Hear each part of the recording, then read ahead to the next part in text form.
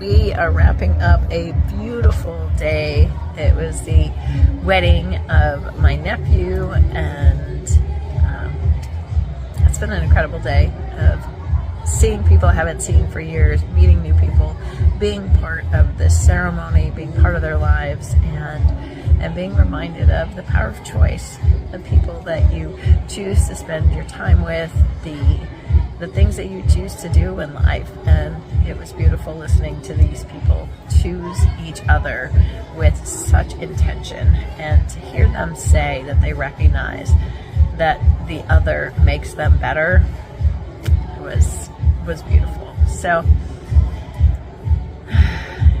what are the choices in life? Who do you surround yourself with? Are they making you a better you just by their support, their love, their acknowledgement?